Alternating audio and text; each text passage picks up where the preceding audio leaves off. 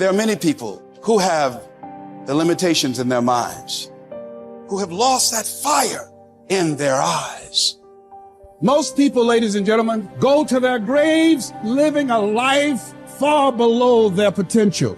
The question is, if you died today, what ideas, what dreams, what talents, what gifts will die with you? You have the ability to do more than you can ever begin to imagine. It's what you create. It's the habit of what you put in your head. See, someone can tell you your whole life you're a piece of crap, and part of you goes, you're full of it, I'm gonna show you. Lots of people have done that. They never bought it. Or someone tell you you're beautiful your whole life, you go, I'm not really beautiful. So what people tell you doesn't matter at all. It's what you stack. It's what you assemble.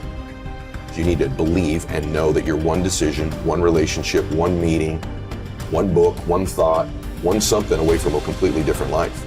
It's an effort play. If you don't have self-confidence, you've never kept the promises you make to yourself. Check that box. If you have self-confidence, you've started to keep the promises you make to yourself. So if I'm gonna get up and I'm gonna work out, I'm gonna do 10 reps in the gym, I do one more. If I'm gonna do 45 minutes on the treadmill, I do one more. If I wanna make 10 contacts in a day, I do that and one more. There's a lot of times where I don't know how I'm gonna move forward, but I ask myself one question: can you take another step? And that answer is always yes. You're passing through that keyhole. But if you pass through it, then something massive opens up on the other side. And it is definitely the case that disciplinary institutions, universities, are exactly that, is they're places of guidance, and they're places to encourage people to develop the discipline that's necessary to see beyond the discipline. I mean, that's why we have disciplines, right? I mean, the words aren't there by accident. And once that discipline was established, then the disciplined mind could explode in every direction, which is precisely what happened. And that's the thing about growing up, is that when you're a teenager and a young adult, you have to sacrifice everything you could have been as a child to be the one thing that you're aiming at. But then that opens up, and the universities are part and parcel of that process. Change is automatic, but progress is not. Start today, right now. What do I really want in depth? What are the rituals that will get me there? And then get yourself to start a few of those actions and lock them in place. If you make the changes in yourself, you're going to be proud, and no amount of money or accolades from other people can mirror the feeling of being proud of knowing you've taken back control of your life. Everything in life is always changing. We don't have to work on change.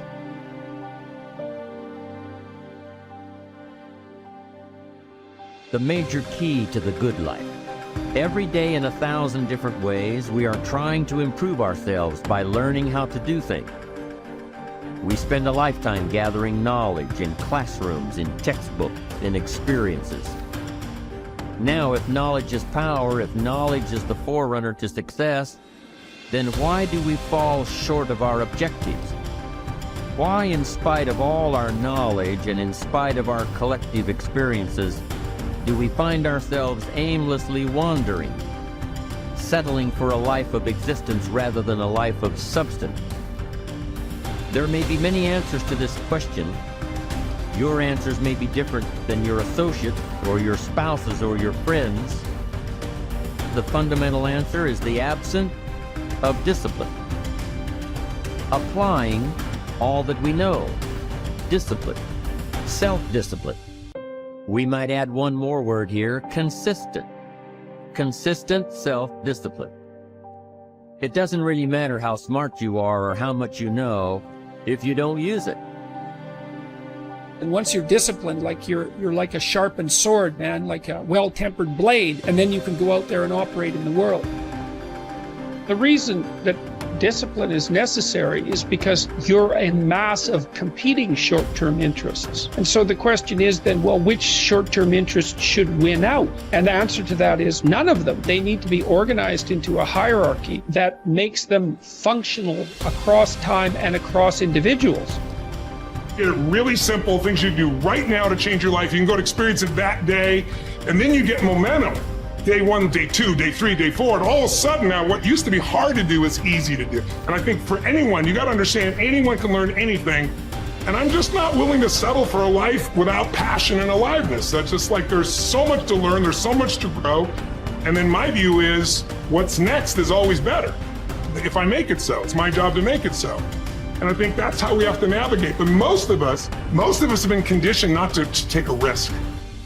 And once you peel the crust, peel that crust away and see who you really are, you open your mind to a whole nother world. So I've opened my mind up to a whole nother world that most people can't even fathom because they haven't dug deep. So people think I'm crazy because I found a whole nother way of living. I think they're crazy for never even trying to get to the other side of whatever's in front of them. So what drives me every day is finding more of myself. And being my best is a never-ending journey. It is said that the master swordsman Nakayama Hakudo would practice drawing his sword some 2,000 times a day. At the Hayashizaki Temple, in one marathon of endurance training, he was recorded drawing his sword 10,000 times in a single 24-hour period. We can imagine the sheer speed required to do this. And also the deliberateness to do so many reps in so little time. But why would he do such a thing at all? Because, as Octavian's teacher Arrius Didymus said, practice over a long time turns into second nature. We don't rise to the occasion, we fall to the level of our training. The samurai Musashi was once challenged by a warrior named Miyake Gunbei, a man who thought himself one of the best in the world. On his third attack, frustrated by his lack of success, Gunbei charged at Musashi in an aggressive lunge. Musashi, having prepared for this exact scenario countless times, replied, "That is not what you should do," then parried the blow with one sword and watched as the man gashed his own cheek against Musashi's other sword. How had he known? Practice. Chotan Siki Ren was Musashi's phrase. Training from morning to night. Oh, you've done that. Okay, do it some more. And after that, more, more, more. 1,000 days of training to develop. Musashi would write 10,000 days of training to polish. For a samurai, there was no such thing as pretty good. If a pretty good swordsman met a better fighter, he would die.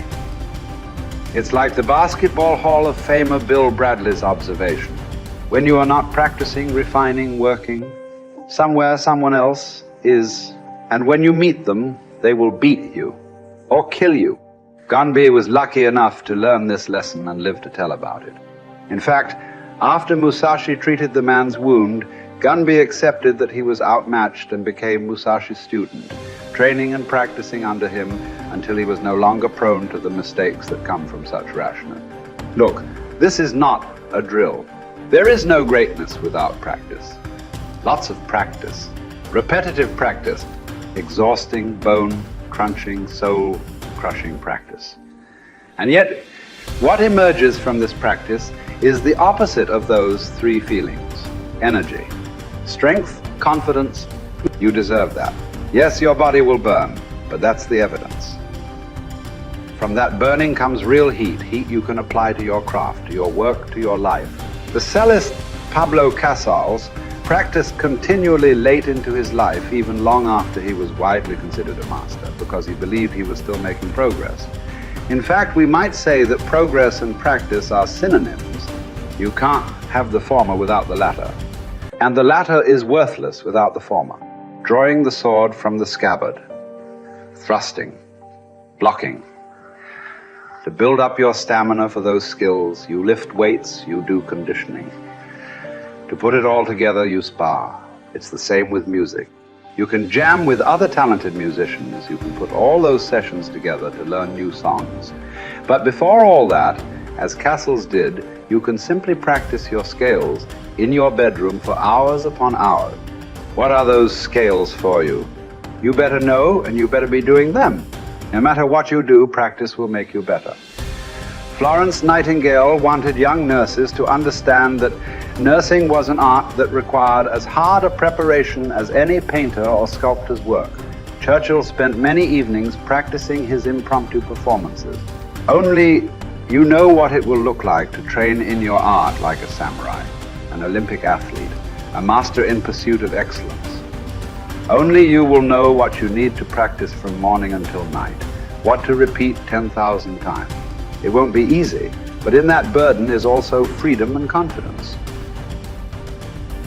The pleasure of the flow state, the rhythm of second nature, the quiet calmness of knowing that from the practice you'll know exactly what to do when it counts. The pride and the dependability of doing it too.